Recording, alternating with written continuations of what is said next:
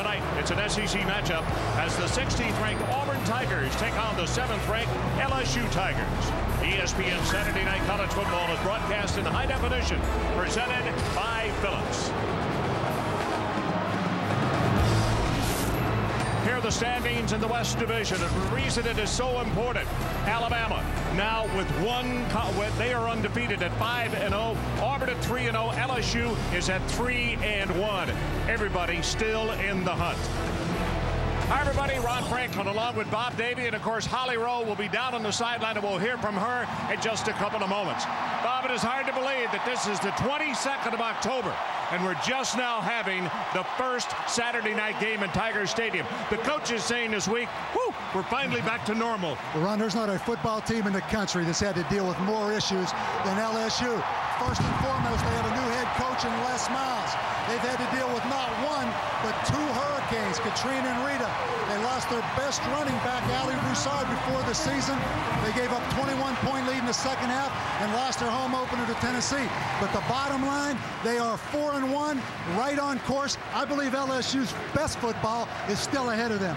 You know, as good as Auburn is and as good as they have been, I never thought I'd find myself saying this, but undefeated last year, and they got overlooked. They were not in the championship game, and this year they're still undefeated in conference play, but nobody has been talking about it. It just doesn't sound right no. that Auburn can win 13 straight SEC games and not have the respect of the entire country, but it's true.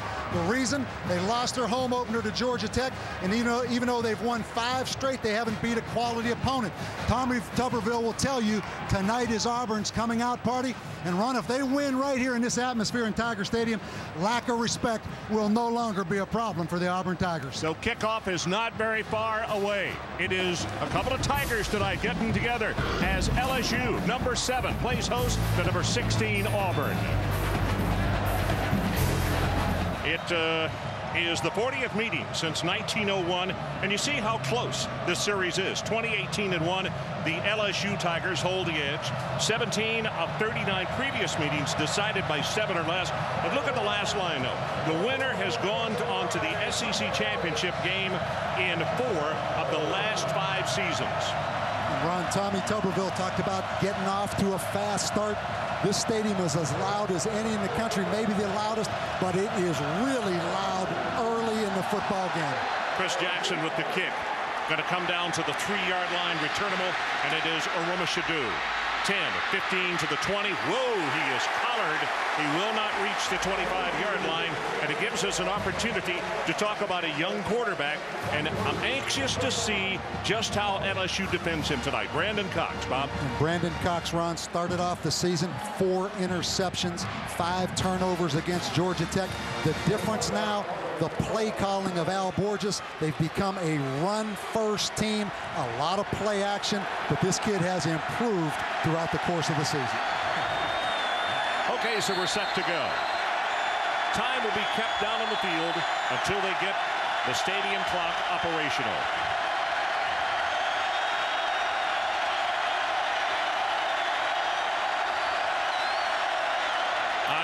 They come with the blitz off the corner, going to be hit at the line of scrimmage, and probably a loss of 1 as we take a look at the starters for the Auburn Tigers. Here are the backs, wide receivers, and the tight end. It'll be Irons, Slaughter, Obamanu, Devin Arumashadu are the wide receivers, and Cooper Wallace is the tight end. Up front with the offensive line, you got to keep an eye in the middle. Joe Cope out of Andalusia, Alabama. He is a great hustle kid, great desire. He is undersized, and we want to see exactly how he handles Kyle Williams tonight, number 95 for the LSU Tigers, who is a bit of a fire breather. 2nd and 11. Short drop. Quick throw over the middle. Got it. Incomplete. In and out of the hands of Arumashadu. Couldn't hold on to it. He put a lot of zip on that one and had him open.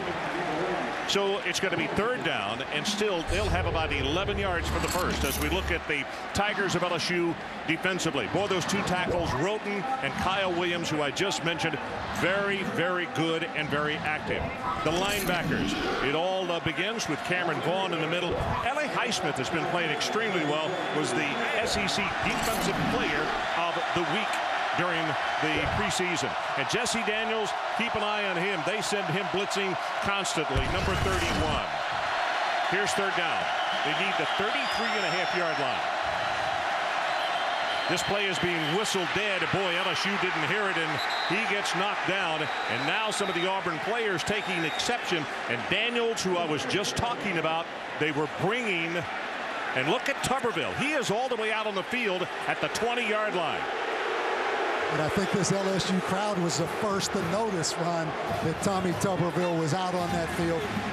But I think an excellent no call right there by Steve Shaw. It was impossible to hear that whistle. 7th season at Auburn as the head coach.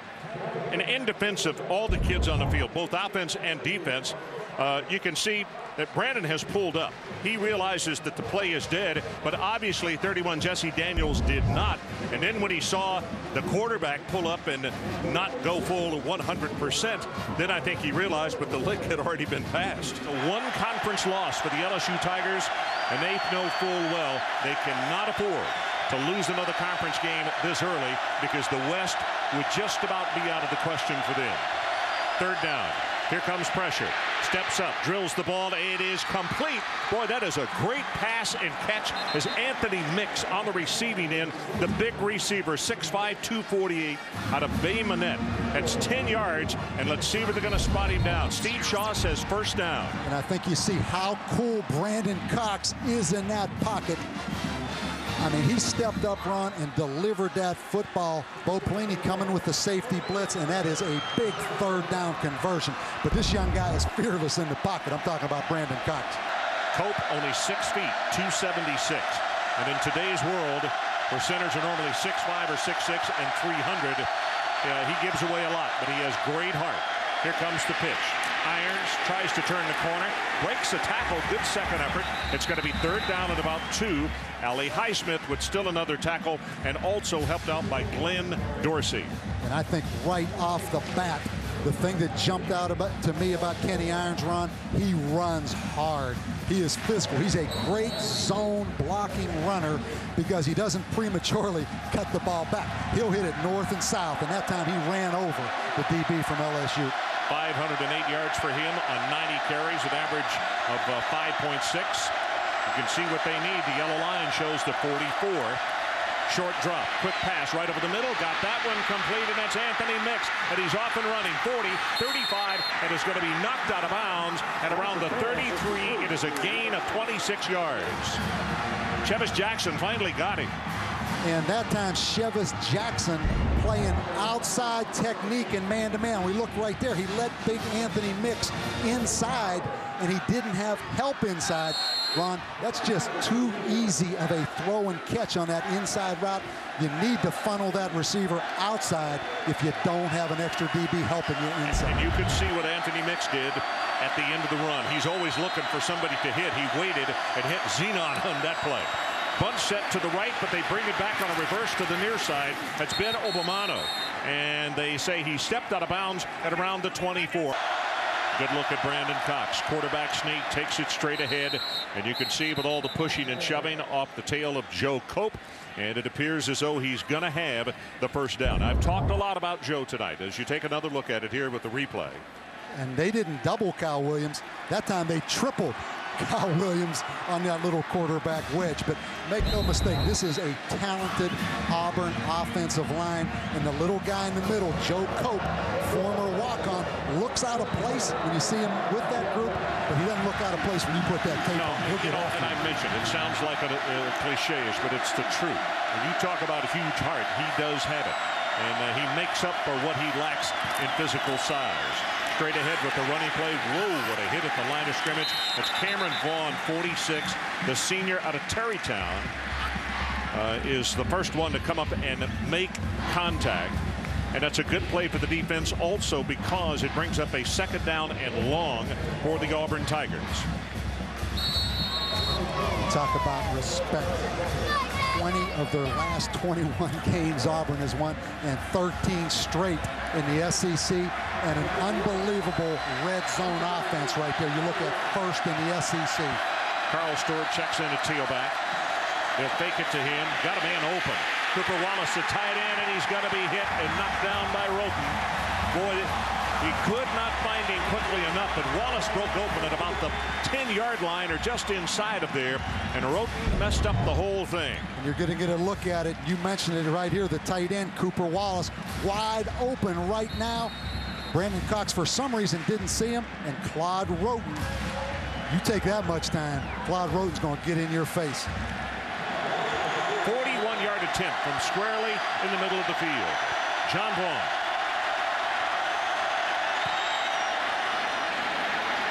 He missed it. Wide right.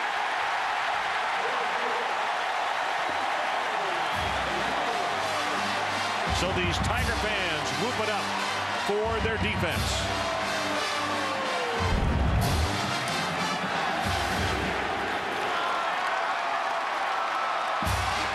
Again, Vaughn with the try, and it's barely wide, but barely doesn't count for very much. So let's talk about number 4, Bob. Jamarcus Russell, the big sophomore, and I mean big, at 6'6", 259 pounds, and he hails from Mobile, Alabama. As good as he looks in person, physically, he throws the ball that impressively as well. Joseph Adai, leading rusher in the SEC, is the tailback, but they swing it out to Skylar Green, and Skylar's very close to the first down. Actually is going to be stopped at around the 31-yard line. David Irons defensively. As you take a look at the starters for LSU, Adai, Stelz, Doucette, Dwayne Bowe, finally healthy, youngster out of Miami, Florida, and he has really been creating havoc. Large target for the quarterback to throw to. And in the middle, how can you not take a look at Rudy Niswanger? The young man has never made a B in college. Straight A's, has already graduated, working on graduate work right now. Auburn shows blitz. They stay at home, and Adai cuts it back. Got an opening. 35, and I'll tell you, give credit to David Irons. If he doesn't make the tackle, it could have been a very, very large gainer. Maybe all the way to the end zone as we take a look at the starters on defense for the Auburn Tigers. T.J. Jackson out of Opelika. He's the guy that's really the bell cow up there, and they depend on him greatly. Stanley McClover getting a start tonight because of Browder with an injury. The linebackers, Travis Williams in the middle. Signal caller, he's the one that gets them lined up properly. And it is Will Height, Brock, Herring, and Irons in the secondary.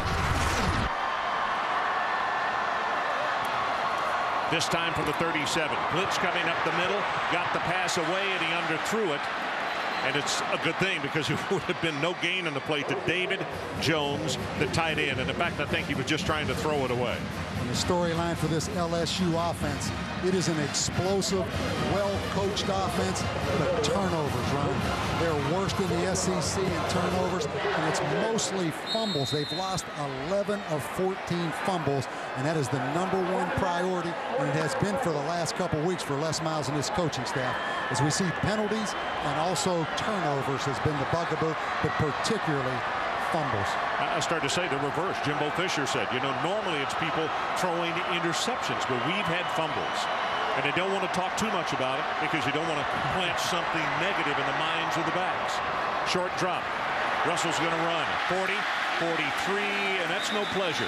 If you're a defensive back to come up and hit a 260-pound quarterback, and Terrius Williams finally put him to the turf. And the keys as far as LSU is concerned, Bob? Well, first of all, obviously eliminate fumbles and penalties. Wear Auburn down. This is an extremely quick Auburn defense, but they're not very big. And beat bump and run coverage. That means tight man-to-man coverage on the outside because Auburn will get up and challenge you with their corners. Benny Brazil checks into the ball game. He's the Olympian and really run at a huge touchdown against Florida. Third down. They need to take it to the 47-yard line. Throws near sideline. Skylar Green too tall. Will Herring had the cover, and he was a step behind, but it didn't matter because the ball was thrown way too tall. You see LSU trying to get the football to Skylar Green, an explosive wide receiver, punt return type athlete. Last week he only had one opportunity against Florida, but that time the ball just overthrown by Jamarcus Russell. Well, this is 41 Chris Jackson standing by to kick it away to Trey Smith. Then Trey has dropped off to the 15-yard line. Here's the boot. Spiral's not going to turn over. And on the run, the ball bounces away from him. Now is going to go dead at the 20-yard line. So it's 37 yards on the kick. And let's take a timeout. Auburn nothing. LSU nothing.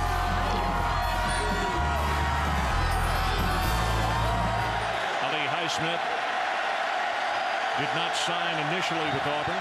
Wound up here as you see the bunch set to the top of your screen. Pass is away and it's incomplete. And one of the things about Highsmith is E.J. Qualley was the man who was scheduled to be the starter at that linebacking position.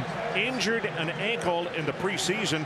And boy, to have a backup step up and play the way he has, Bob, that's really a super bonus for the Tiger defensive staff. And for Miami Hurricane fans, that's a familiar name. Highsmith, his cousin Alonzo Highsmith played at Miami.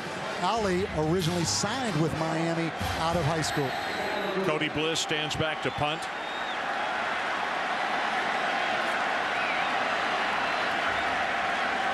Skylar Green is the deep return man. Let's see if Auburn will kick to him.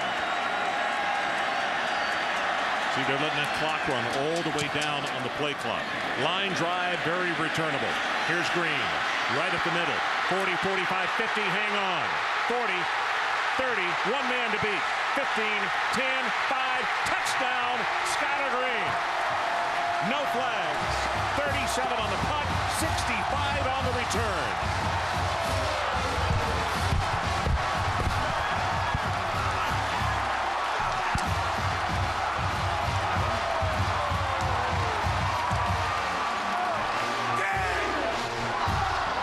Said it right away.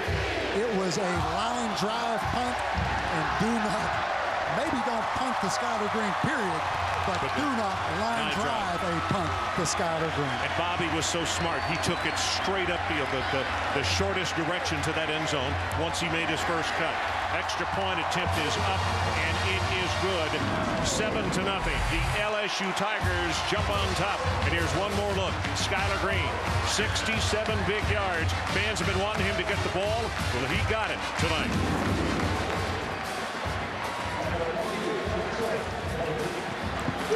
So we are back, and you're looking at Skylar Green walking on the far sideline. First punt return for a touchdown this season, his 4th of his career. And all week long in the talk shows, that's all they've said here in Baton Rouge. Why is he not touching the ball 12, 14 times a game? But he's touched it twice tonight, and he's done damage both times. But isn't it amazing how we always talk about keys to the game? We talk about the young quarterbacks. Can you run the ball? Will you blitz on defense? Nobody talked much about a punt return being a significant play early in this football game. Good point. Chris Jackson with a kick. This one's going to go 9 yards deep over the head of Aruma Shadu, and they will take it over at the 20. Bob, take us through the touchdown return. And this won't show up on the stat sheet, but I want you to watch Ronnie Prude right here, who is a corner, and how long he stays on this block. Watch him. That is a great job, and now Skylar Green, north and south. The punter's not going to win that one as he collapses in the open field, but a great effort, Ron, by a defensive back, Ronnie Prude, of really turning into a wide receiver and stop blocking right there. Also good block by Early Doucette on the play. Let's take a timeout. LSU 7, Auburn nothing. Back with more from Tiger Stadium. And we pause for these messages. Be right back. So welcome back. Great look at this jam-packed stadium tonight. Finally a Saturday night game in Tiger Stadium. And some of the headwear that is being donned here tonight by some of the Tiger faithful.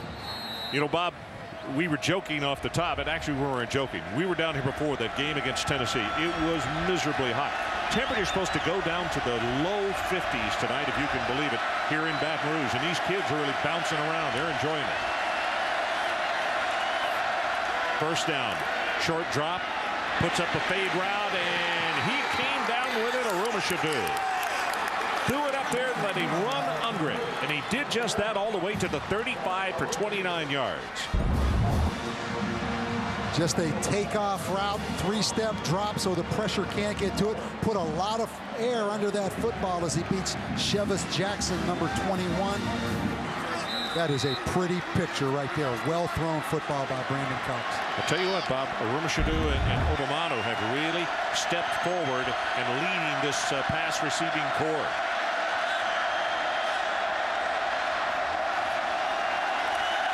Brandon Cox with an option. And we're now being told that the stadium clock is operable and is correct. Left side, this time again, Kenny Irons being hit by Cameron Vaughn. And let's take a look at game track, and this is what has transpired so far. Skylar Green, an absolutely beautiful 65-yard punt return for a touchdown. And then the defense of LSU. Menacing, yes. They have really set a pace here. That's Zenon with an absolutely picture-perfect tackle on the running back Kenny Irons there. So it's second down. Auburn with another threat. They take it to the 29-yard line. They need the 25 for the first down.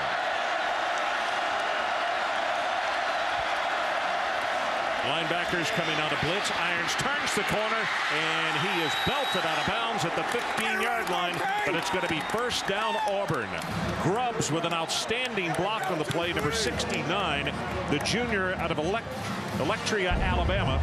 But the run is good for 14. And Ben Grubbs, they pull that front side guard on outside runs. He gets an excellent block on Chevis Jackson. And once again, credit to the center, Joe Cope, because when you pull those guards on play side runs, the center has to cut off that defensive tackle. Well, you could see Daniels with the hit on the far sideline. First down Auburn, though. That's what's important to that group of Tigers. Irons right up the middle, running hard. 3, maybe 4 yards. They trail by 7. They're trying to tie it up.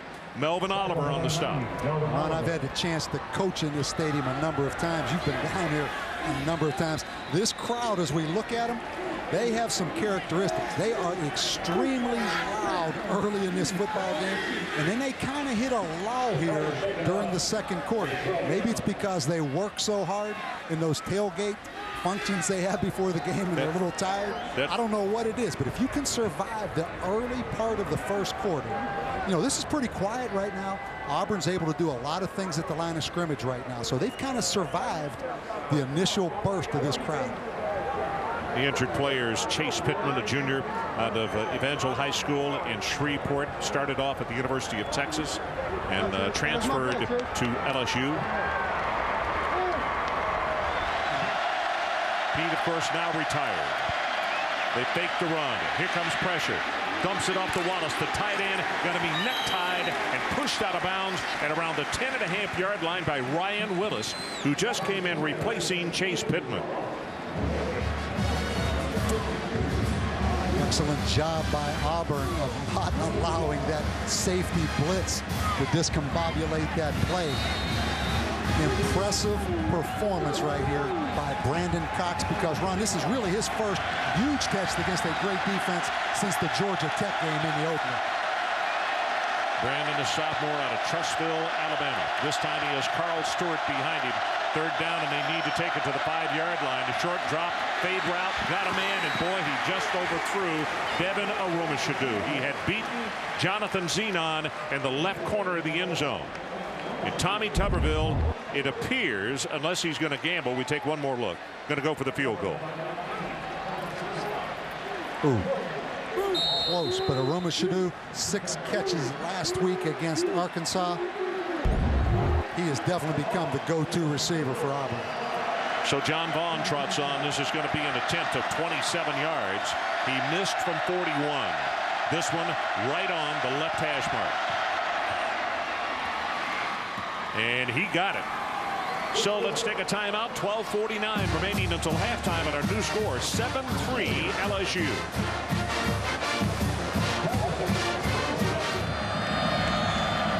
Here's the kick. And as you might figure, with the wind behind him, this one is going to go into the end zone, and they will scrimmage from the 20-yard line. Okay, Reese, you talk about a young man that is all airport. That guy right there, Mercedes, he is one great-looking player. Huge receiver for the Brewers. It's funny how USC seems to overshadow everyone in college football, but UCLA kind of sneaking up on them out there. A dive on the receiving end. Let's see where they're going to spot it. They say incomplete. Bo, I beg your pardon, 80 rather than 10.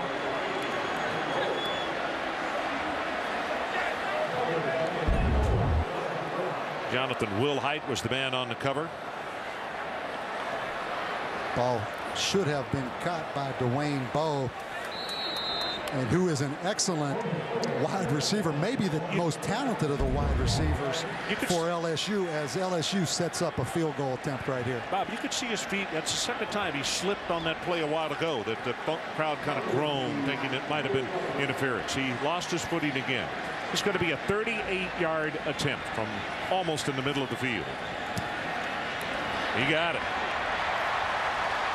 No, it hooked out from between the posts. Just as it got there, it looked for the world it was going to go right down the middle, and a few groans from this partisan house as you take one more look.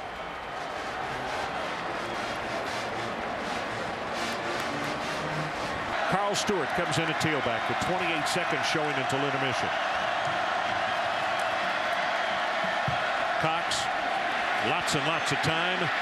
Good coverage in the secondary, and he threw it back to Omobado, who was coming back, and Omobado could not make the reception. Melvin Oliver finally applying some pressure. Ron, not a pretty football game unless you're a diehard defensive fan, but pretty much what we expected. LSU's only points coming on a punt return. Points are hard to come by tonight. Tommy Tuberville pacing the sideline.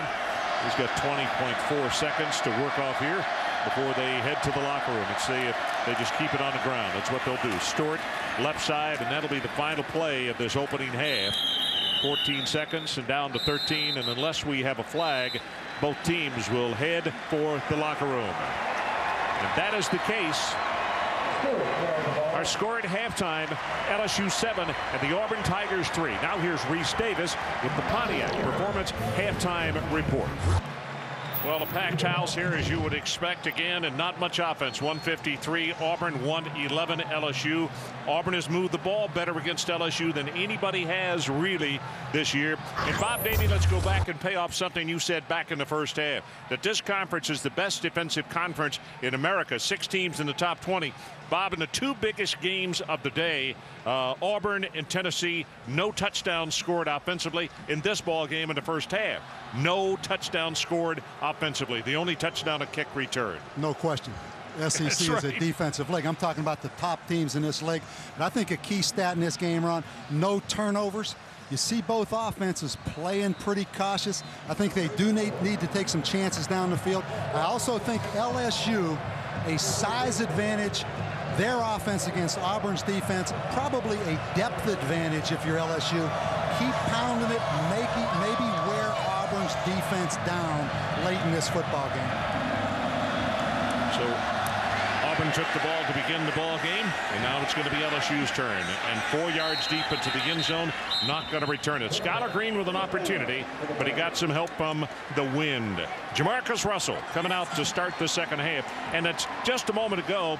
Les Miles took time out to visit with our Holly Rowe about that first 30 minutes. So far, it's a defensive shutout. What do you have to do in the second half to get your offense going?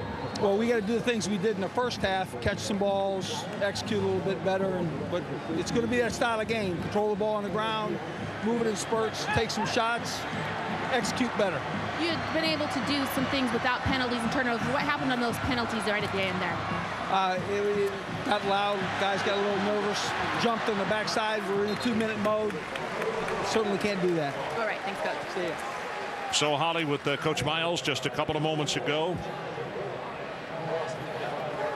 You can see Joseph Adai on that carry, bringing it out to around the 27-yard line. Play action, got the tight end wide open. Incomplete, and the crowd didn't like the fact that Zinger, after he got hit once, he got hit from behind, but no flag in the plate, no harm, no foul. And when you're a young quarterback with a gun for an arm like Jamarcus Russell, Ron, sometimes these little touch throws are the most difficult, and Big Zinger got hung out a little bit right there, but right there, that should be an easy throw, but it takes time in the quarterback's development.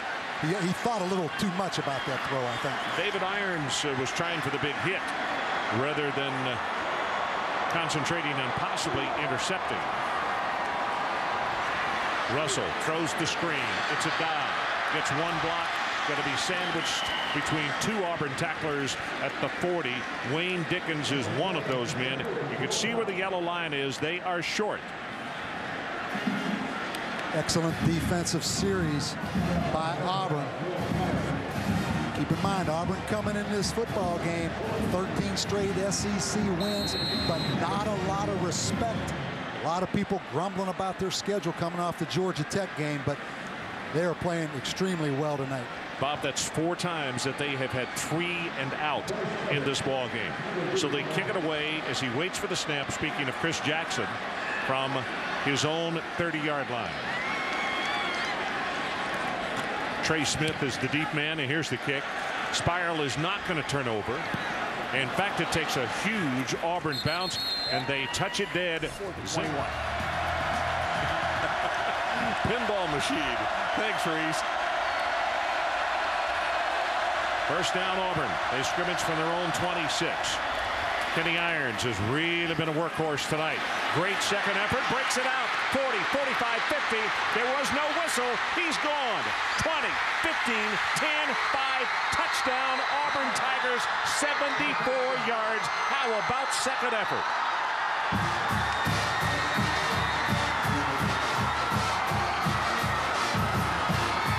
And when we talked to Tommy Tuberville about Kenny Irons, he used the word hungry. This guy transferred from South Carolina. He waited a long time to play. Runs through the tackle of Cameron Vaughn, then also Melvin Oliver, and I think hungry describes this young running back. That was a tremendous individual effort. And keep in mind, he wasn't a starter last week. Brad Lester was. Duckworth with an outstanding block in the play. Extra point attempt by John Vaughn is up, and it is good. And this crowd is stunned, as is the LSU defense. 10-7, Auburn on top. Auburn has jumped on top, and folks, it's not in the shoes, it's in the jersey. Same numbers, Ronnie Brown, and watch this effort right here. Really pretty self-explanatory. Just a great individual effort. But keep in mind, Kenny Irons at the start of the season, only 1 carry against Georgia Tech. The next 4 games, he averaged 13 carries. But last week, Ron, he had 33 carries against Arkansas when Brad Lester left the football game. I think he's going to continue to get a bunch more carries.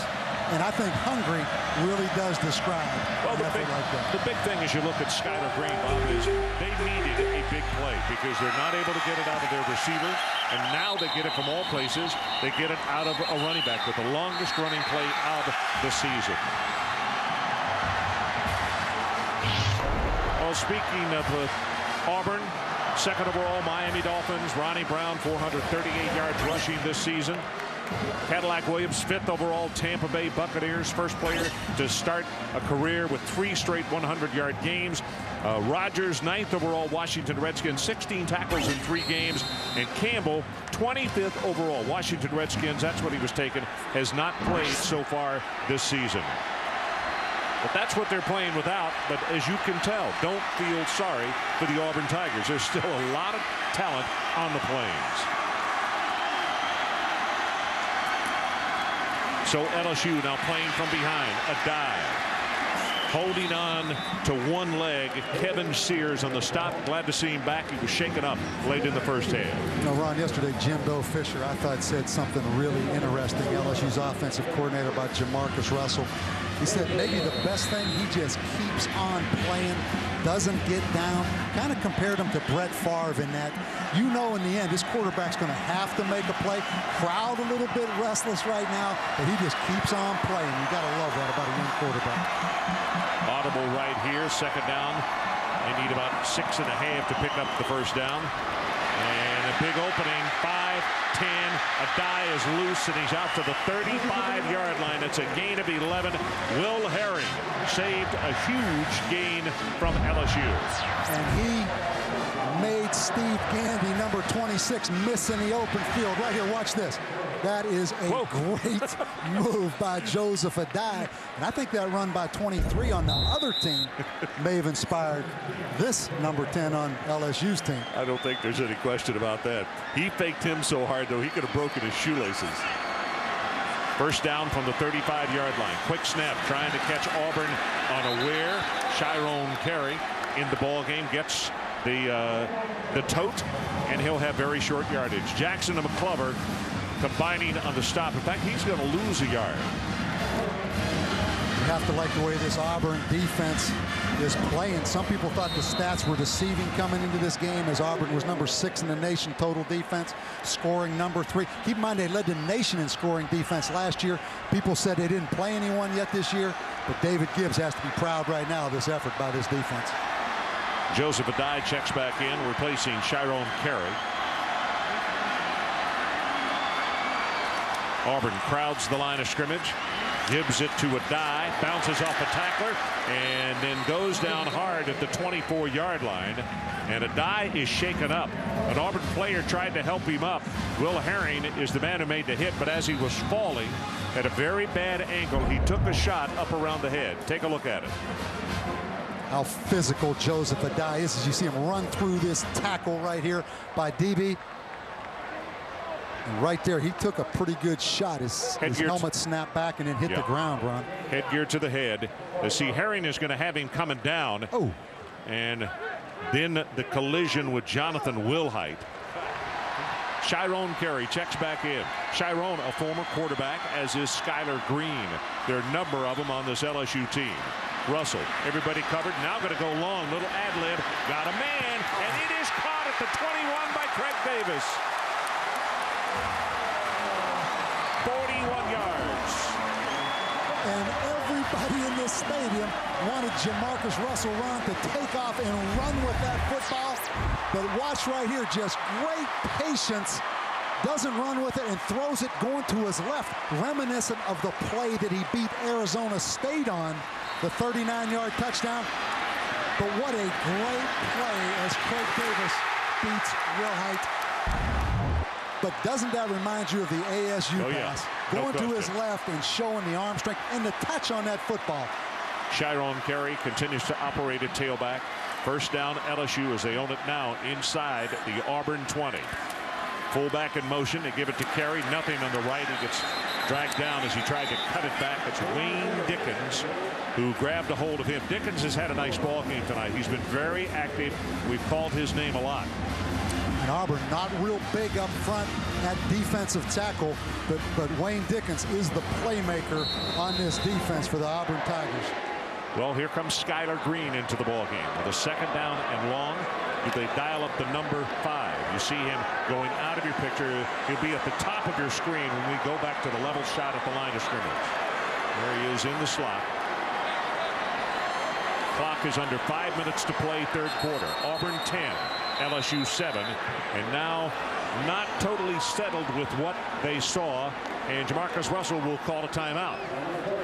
And you really see in this football game, Ron, it is going to take great individual efforts to make plays because nothing's going to come easy.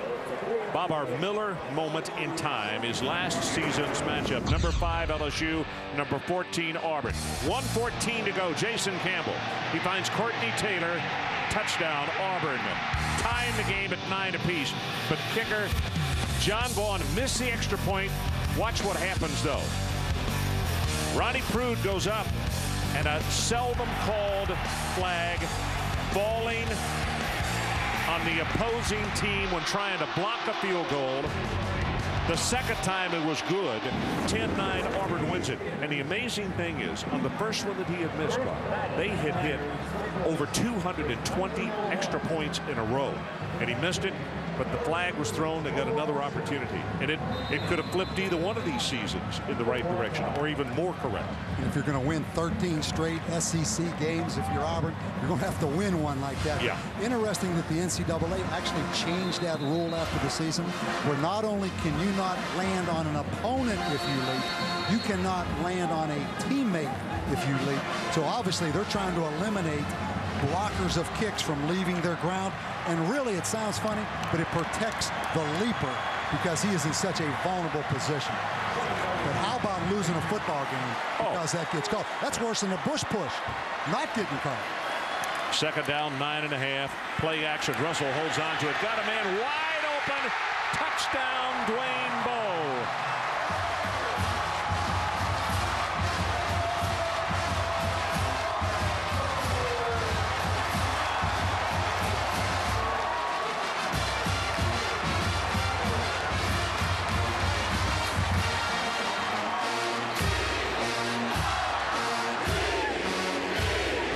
most important things that you can do in a huge game like this. You get a surprise touchdown scored, and you come back immediately with an answer. Colt David with the extra point attempt, and he knocks this one right down the middle. So 4:35 left in the third quarter. We'll hold it right here, and our new score is LSU 14 and the Auburn Tigers 10. And Ron, what happens on this touchdown? The play action by LSU. I want you to watch Eric Brock, the safety right here. The corner, Patrick Lee, thinks he's going to have help, but the play action causes Eric Brock to jump up, and now Patrick Lee is all by himself. So when you can run the football, play action causes that safety to bite. You see Eric Brock trying to retrace his steps. But the point you made of the great counter by the LSU offense to come back after the big run for Auburn. You know, your point is so well made about what happened with the safety biting on the fake. That was one of the worst passes that Jamarcus has thrown tonight. He had to wait and wait and wait because it was well underthrown. But it's 7 plays, 80 yards. They're on the board in 3 minutes and 13 seconds. And the good thing, Jamarcus didn't drill it, because he's legendary around the LSU practice field for breaking receivers' fingers because he has so much velocity on the football. You know, we have seen him slip a couple of times. That's the first catch by Bo tonight.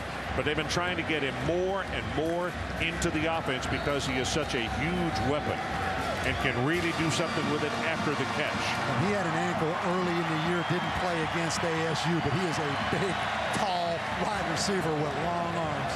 Chris Jackson to kick it off. Devin Arumashadu, number 1, along with Trey Smith in a dual safety for the Auburn Tigers. And this one is going to bounce into the end zone. No penalty on this one. They'll scrimmage from the 20.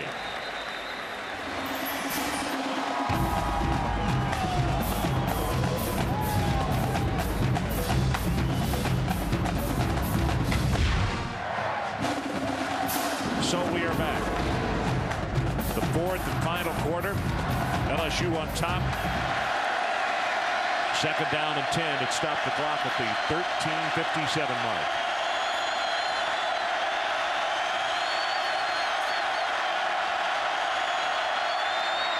Short drop, quick pass over the middle. There is another one that should have been handled. This is Courtney Taylor. Courtney Taylor, another one of those 1,000-yard receivers. Excellent sight adjustment right there against the blitz. Obviously, the football should have been cut. That's 2 in a row, 3 in a row. 3 in a row. If you count it on both sides, you're exactly right. 3rd down. They need to take it to the 30. Brandon Cox, 7 of 23, 112 yards.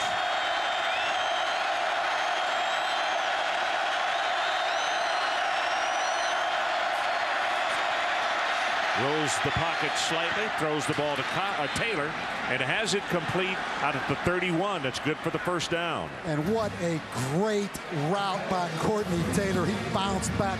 Ron, he has Jonathan Zenon man-to-man. Watch the deep comeback route right there. Zenon thought he was going up the field. That was a big-time timing route right there. And what a throw by Brandon Cox. You could see that official coming right up the sideline.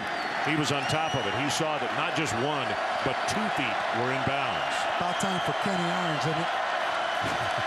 Kenny thinks so. It's Anthony Mix in motion. Penetration on the left side. That's where they go, but he's going to fight it all the way out with a 2nd and a 3rd effort for another 1st down. Gain of 10 on the play, so it'll move the sticks. Ron Franklin, Bob Davie, and Holly Rowe coming to you from Tigers Stadium in Baton Rouge. 2 teams that Auburn undefeated in conference play. Their string on the line right now. Auburn, the winner of 13 straight in SEC play. And is it fun to watch Kenny Irons right now? Whoa. That is a hungry tailback. I mean, he's going to flat just take it on his shoulders himself. Jake Slaughter, the fullback. They give it to the tailback. Irons, big opening. He may be gone again. 40, 35-30, and is going to be caught by LaRon Landry at the 23-yard line, but not before he gains 36 yards. And somewhere there's some Gamecock fans saying, how did we let this guy go? But Kyle Williams in the backfield, he just runs through Kyle Williams.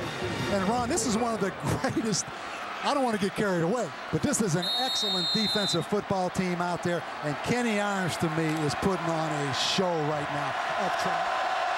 Second down. Cox, heavy pressure, had a man. Did he get it complete?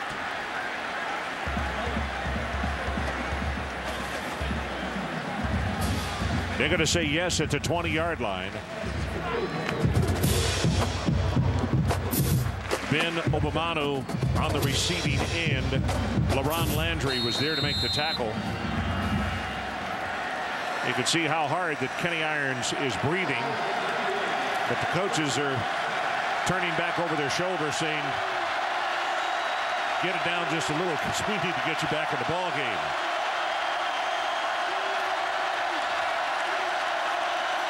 Blitz coming off the corner. They pick it up. Pass right over the middle. In and out of the hands of Obamanu. Wow. There was a lot of traffic on that play with the crossing route against man-to-man coverage. Threw into some traffic. Really an excellent throw there. Ball may have been tipped a little bit. I think it was, yeah. It went from a good spiral to one that was kind of flopping in the breeze. Field goal attempt coming up. This is going to be a 37-yard attempt. John Vaughn.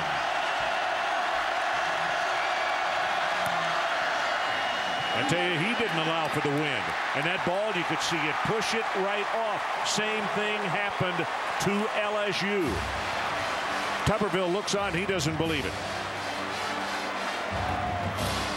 So we stand at 14-10. LSU on top. Just over 11 minutes left to play in our ball game. And LSU with a 4-point lead. And as you look across the way, there's not a lonelier feeling in the world than when you are a kicker and you miss one that you know you do every day in practice. John Vaughn pacing the sideline. But as we mentioned, LSU missed one going into that same end zone, and that crossing wind is pretty strong. This is Joseph Adai being wrapped up right there. Okay, Reese, our situation. Just over 10 minutes to play in the ball game. That pass complete to Skyler Green. And Skyler will race upfield to around the 29-yard line, just short of the first down. Ron, a name we haven't mentioned tonight on the Auburn defense, Stanley McClover, number 75, has battled some injuries coming into this season. This guy's 6'3", 247, runs a 4.5, about 8 sacks last year. Has really had an injury-riddled season, but he's played all night tonight, but kind of been missing in action. He didn't get that on the quarterback sneak. It looked as though he tripped over the feet of his left guard, Brett Helms. You're right. And Adai again trying to help with the Bush push from behind. As we're going to see Jamarcus take that thing sideways right there. Actually, he tripped over. It may have even been the right guard's feet that he got tangled up with. That's a shame because that would have been a first down right there and a huge break. And you think David Gibbs is excited right there, the defensive coordinator? So it's punting time. Chris Jackson, punt number 7. This time he's kicking with the wind. Trey Smith, the deep man. Good pass and a booming kick. Boy, you can tell which direction this wind is blowing. All the way back. Back foot hit the 20-yard line. And a flag has gone down. And it looks as though Auburn is going to be guilty of a block in the back. Whoa. 51 yards in the kick and 8 on the return. And the hang time on that one was 4.87. Let's see if Kenny Irons can go over the 200-yard mark on a carry right now with a 2nd down and 10. They fake it to him, and this is Courtney Taylor on the reverse. 50, caught by the ankle, very close to the first down. I'll tell you what, LaRon Landry has made some very big individual tackles on this drive. So much bunch formation where you see Auburn stack those 3 receivers right outside the tackle box, and they have a whole package out of this, and it's been really successful for them, not only tonight but all year.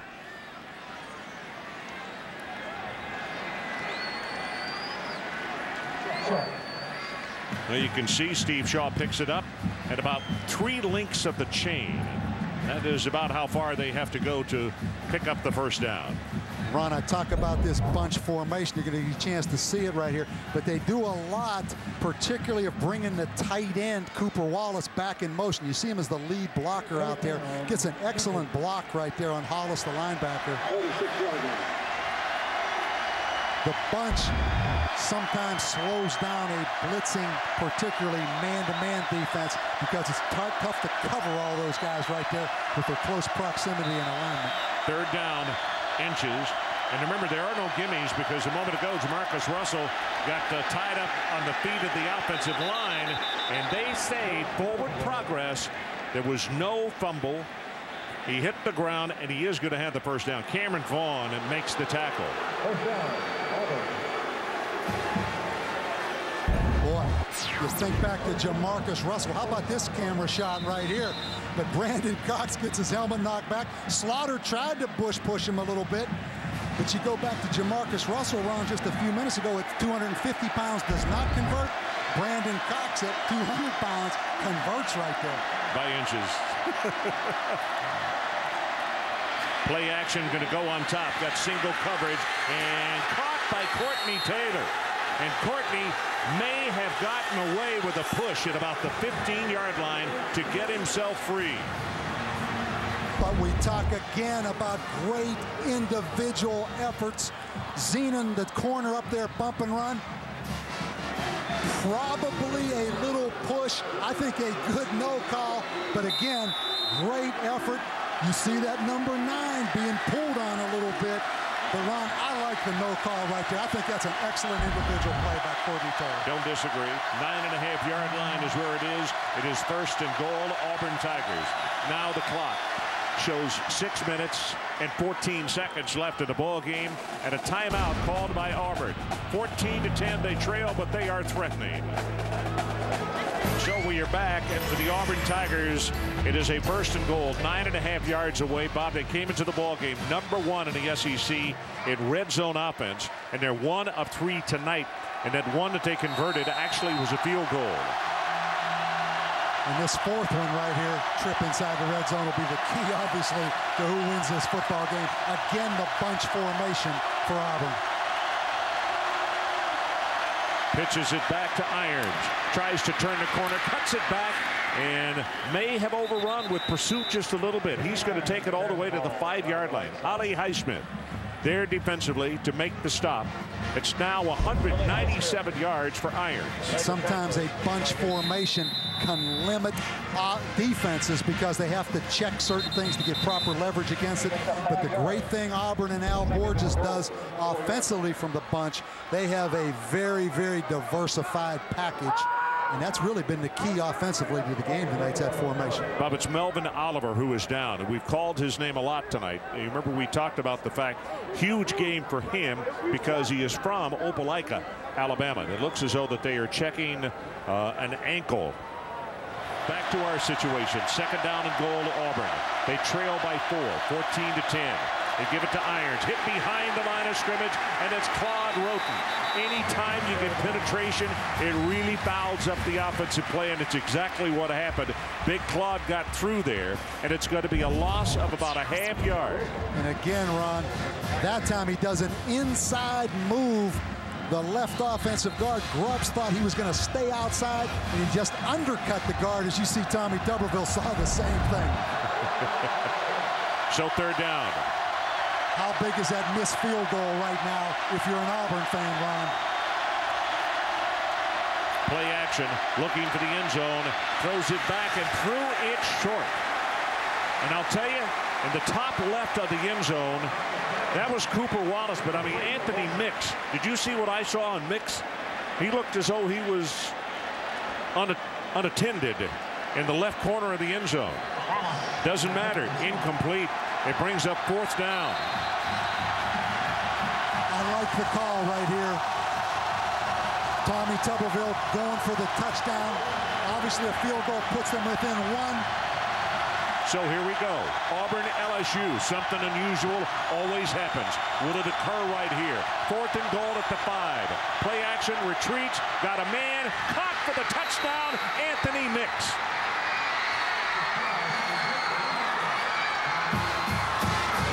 How about the call? Tommy Tuberville deciding to go for it. And how about the execution?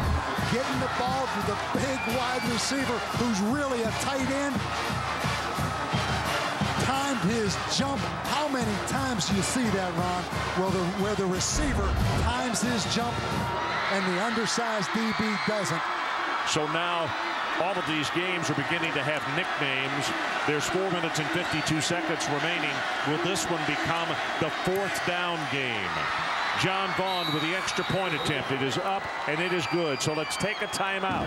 Auburn now on top, 17-14, just under 5 minutes to play on that touchdown to Anthony Mix.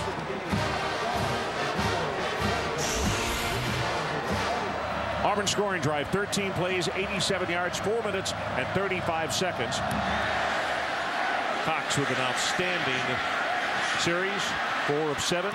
Kickoff is going to come back to around the 25-yard line. 2 tight ends in the ball game.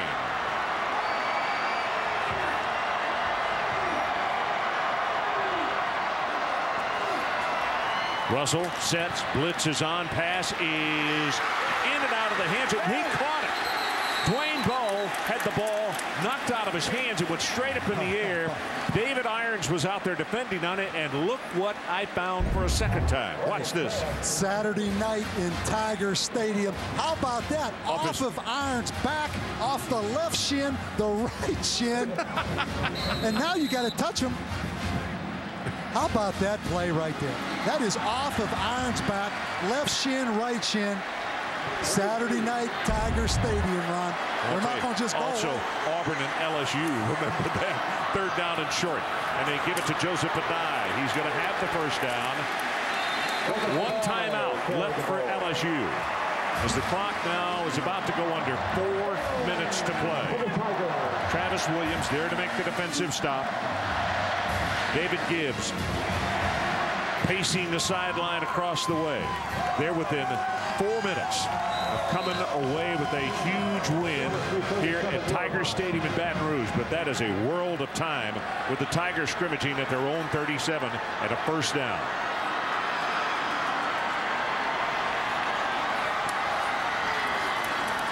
Play action again. Here comes pressure. They pick it up. Drills the ball. Got him open. And Dwayne Bowe inside the 35-yard line.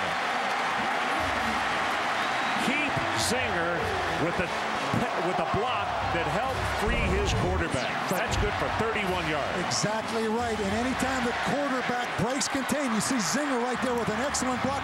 Almost impossible to hold your coverage that long. And Dwayne Bowe wide open on the crossing route. Really should have stayed up, Ron. He probably would have had some run after the catch, but looked that football in and made the short reception. He's had a couple of drops, and I agree with you. I think he wanted to make sure he caught it. You know, Bob, I don't care how good you are, though. It is virtually impossible to cover somebody for 5 to 6 seconds. Athletes are too good in this day and time. A dive bounces it back outside, and he'll take it to the 28. Will Harry, who's had a very good game on defense, is there to put the stop on it.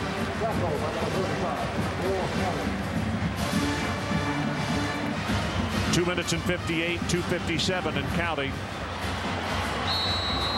Oh, this has been some kind of defensive struggle. Auburn leads it by 3, 17-14. The LSU Tigers trying to use up the clock, but also make sure that they get into the end zone. Here comes the play on 2nd down. A die again. Left side. Boy, does he get belted.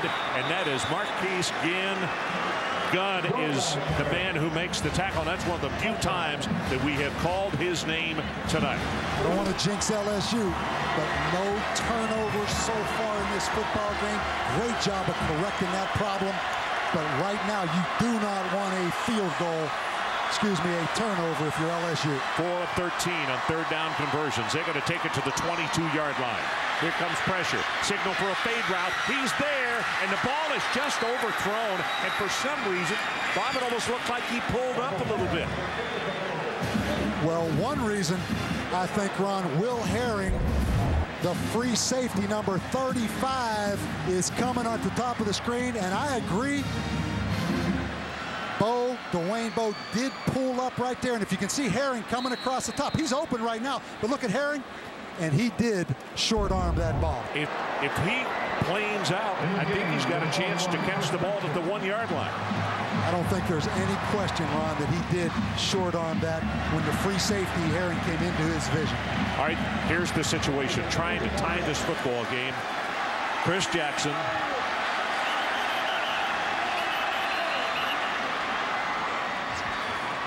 And Auburn is going to call a timeout.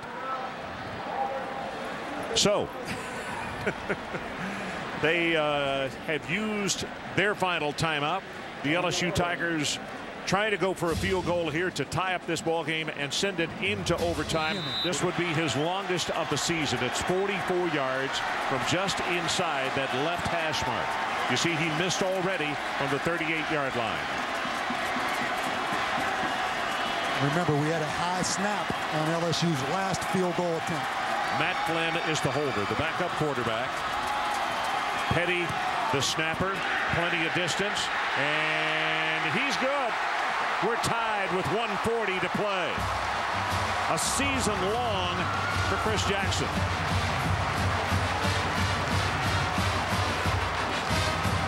It feels a lot better when you make them, doesn't it, Chris?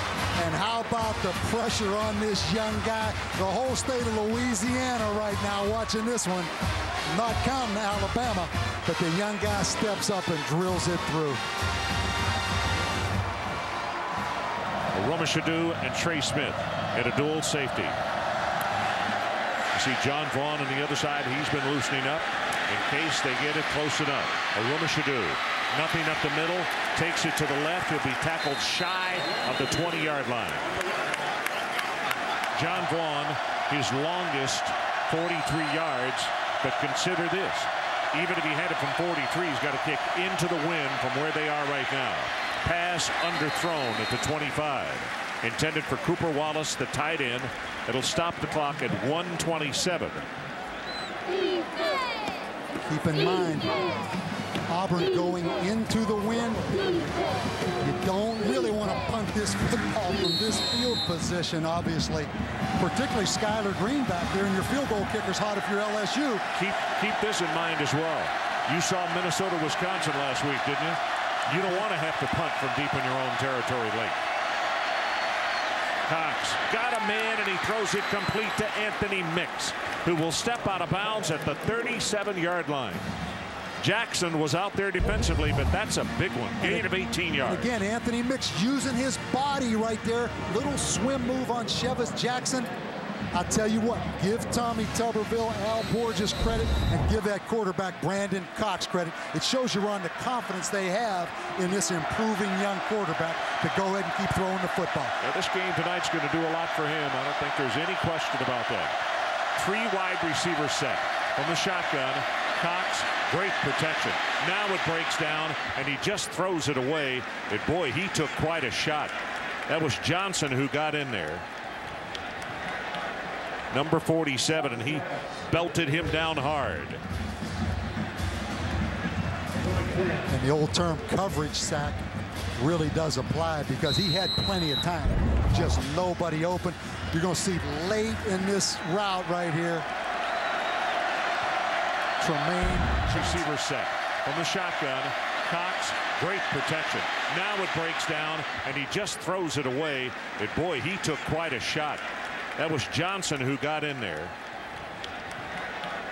number 47, and he belted him down hard. And the old term coverage sack really does apply because he had plenty of time. Just nobody open. You're going to see late in this route right here, Tremaine Johnson, number 47. A minute 14 left. Tied at 17. It is 2nd down and 10.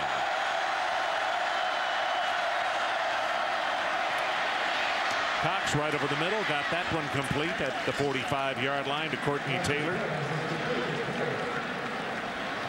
And Auburn lines up. They're in the 2-minute drill.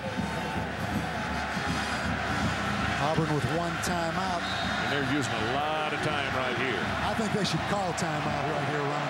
They don't have one left. This 3rd down, they they're had out of timeouts, correct. Yeah. They're out of timeouts. Clock is going to under 45 seconds. Boy, this is taking forever.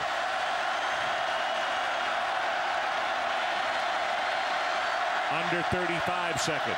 They're going to go with a running play. And here's Irons. Tries to cut it back down the sideline, 45-40, and he gets out of bounds at the 37-yard line. LaRon Landry is the man who hammered him out. It's a gain of 18 yards. What a great cutback, and he's going to get a great block right there by number 86, Courtney Taylor. What an effort, though, again, as you look at 215 yards. On 26 carries, an average of 8.3. And he called it getting off the bus for us at ESPN. That is the most since Cadillac Williams in a ball game. 27 ticks left on the clock. Otherwise, we're going to overtime. Deep in the pocket this time, slings it out, and whoa, he took a chance. He stared him down a little too much, and I'm telling you, coming after the ball pell-mell was Ronnie Prude for the interception. And that was, as you mentioned, very close. Whoa, I'm telling you, down to 5 seconds, and he grounds the football. That will stop it with 6.8 seconds remaining.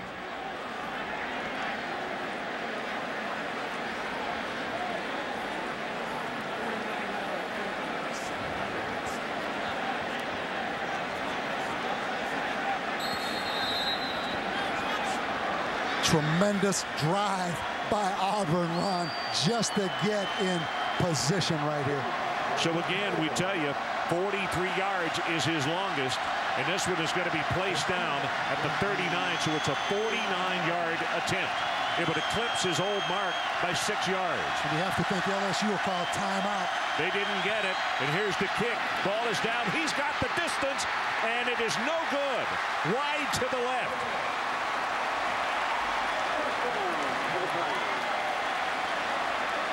And Les Miles was actually trying to call timeout, was out on the field. He's the happiest guy in the stadium right now. They didn't see him. Right here we look. I mean, that's about as far out there as you can get wanting a timeout. They got 12 guys on the field if you count Les Miles. Wow. He didn't really signal. He was hollering timeout. Look at this prevent defense here. It's a 3-3-1-3. And the deep backs have dropped off all the way to the 25, the 20, and the 15. I'll tell you what, with the wind, though, how far can Jamarcus? He may throw this one to Lafayette, Louisiana, if he gets time. He could throw this to the end zone. There's no question about that. And here he goes. Very high, and it is tipped and incomplete, and we're going to overtime. We are tied at 17, and let's take a timeout. LSU 17, Auburn 17. We'll be back for overtime after these messages. So we are back, and we're headed to overtime. Auburn 17, LSU 17. All right, so let's look at the situation. LSU goes on offense first, and of course not until the third overtime do you have to go for the two-point conversion.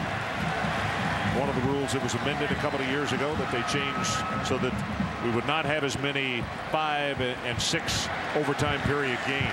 So the first play of overtime goes with LSU.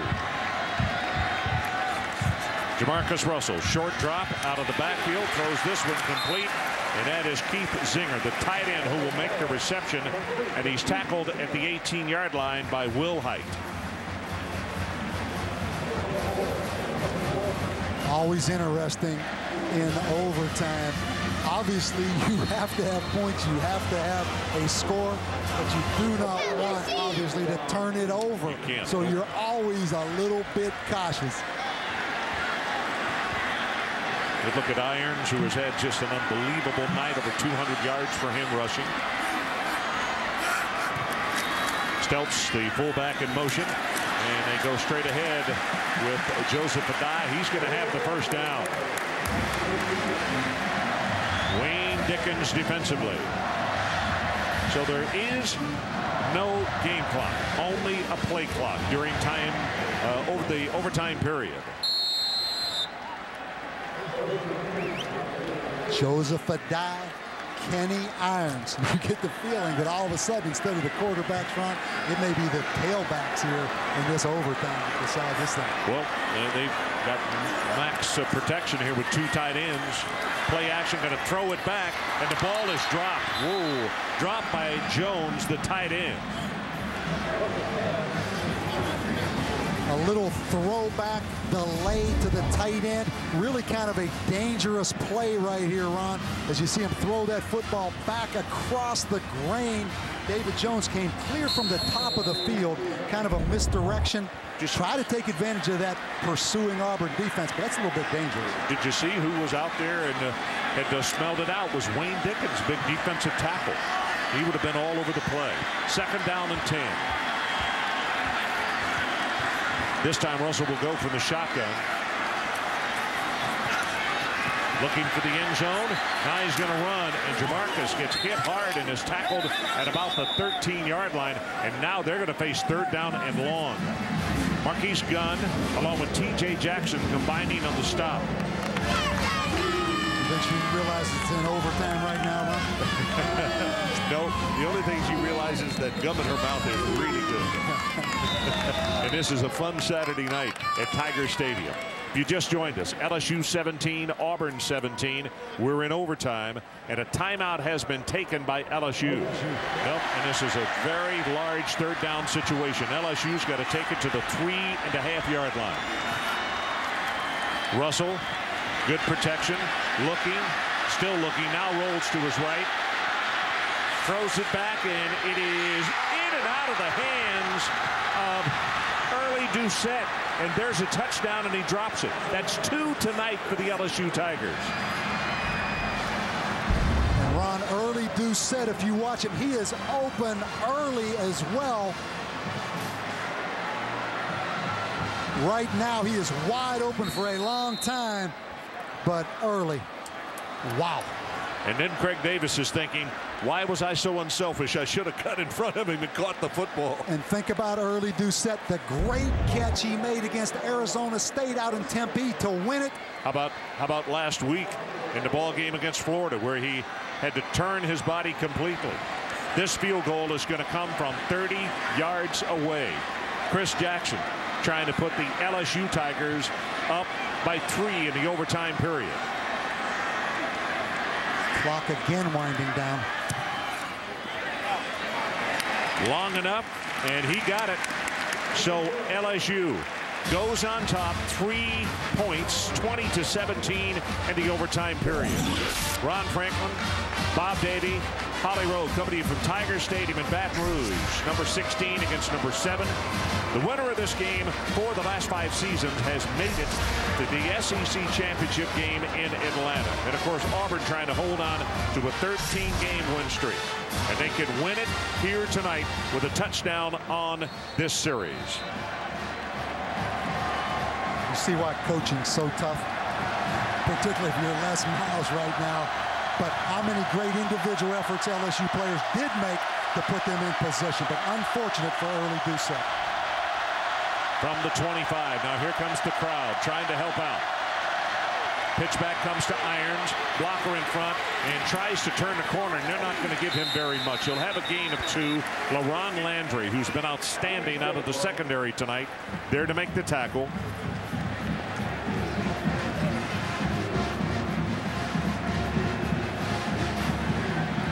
the irons. 218. Time night, Ron. You're right. 27 rushes, 8.1. The average, 1 touchdown. First 200-yard plus game since 03. And that was Cadillac.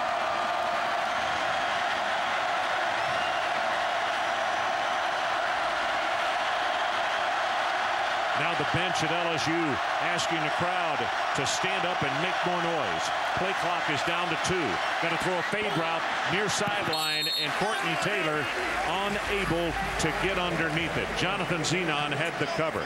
Now we'll look at our Polaroid image of the ball game.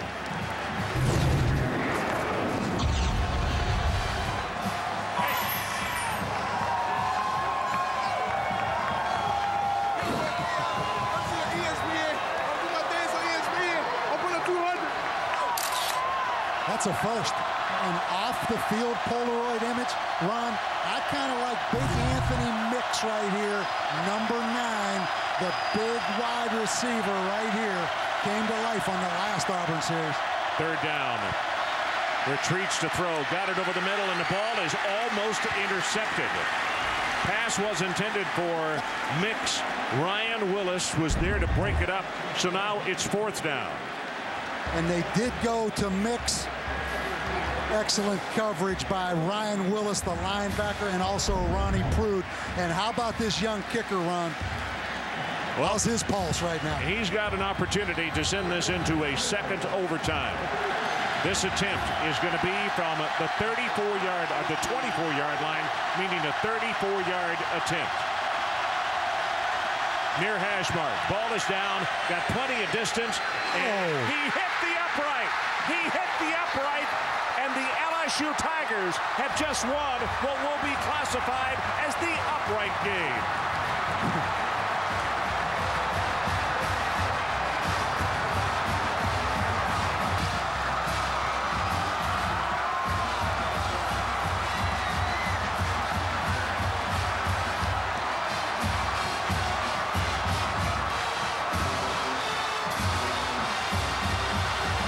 Let's take one more look at just how close this thing was.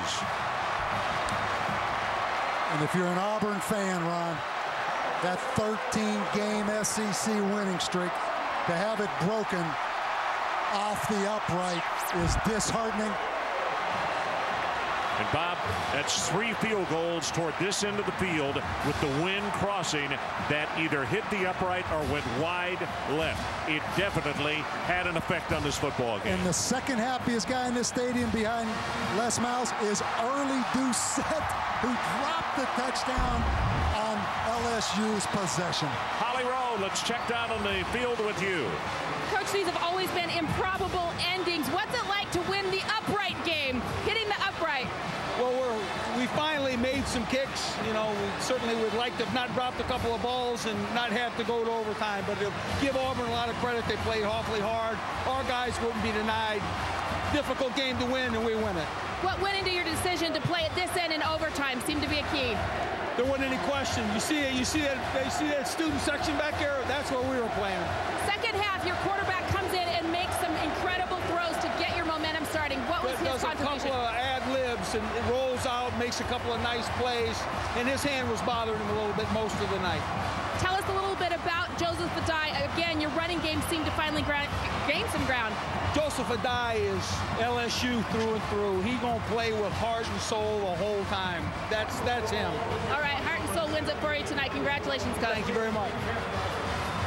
So the final score in overtime, it is LSU 20 and Auburn 17. This has been a presentation of ESPN, the worldwide leader in sports. Coming up next, it's Sports Center. And now for Bob Davie, Holly Rowe, and our entire crew, I'm Ron Franklin. Good night, everybody, from Baton Rouge, Louisiana, and what will be called the upright game. Overtime, LSU Tigers are victorious.